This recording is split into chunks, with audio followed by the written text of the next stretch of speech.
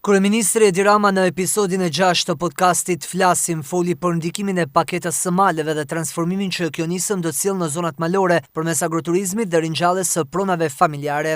Interesimi për këtë paketë është i lartë, pikërisht sepse ofron banorëve të zonave të thella mundësinë për të investuar në tokën dhe banesat e trashëguara, shtoi numri 1 i qeverisë.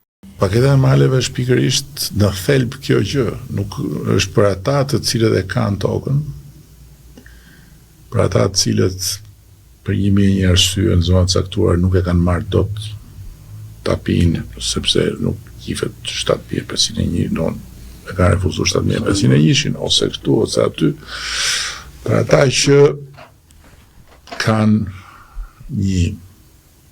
një rënoj, edhe ma jep mundësin ta investoj, ta hap derën, të ndes o gjakun e gjyshit, edhe të filloj të bëj një jetë timen këtu. Do jetë fantasie. Edhe gjithë kjo histori e re e agroturizmit ka treguar që kjo është histori suksesi, sepse ti çfarë do bëje ti ndryshe, nëse ti do rri atje në zonën tënde, çfarë do merresh? Do merresh me çfarë? Do bëje bujqësi.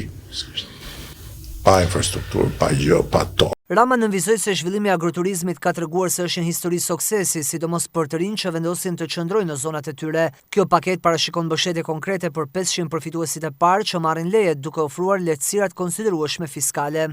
Paketa ka mbështetje për 500 parët që do marrin leje 10 vjet pas i taks. 0.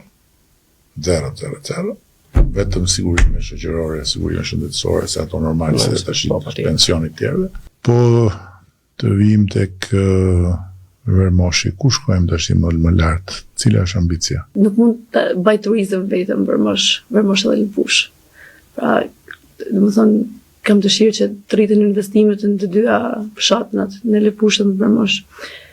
E për këta kena nevojë normalisht për mbështetje, për rrjetin elektrik, që e kena problem. Edhe pak gjë nuk mundem me ka një biznes Mirfield, po rrjetin elektrik. E di që është planifikuar në stacionin deri në Tamar, por që të ketë një zgjidhje përfundimtare duhet vinë deri në Vermosh. E për me arrit ofertën turistike, duhet kena edhe destinacione, ç'a mund t'i ofrojmë.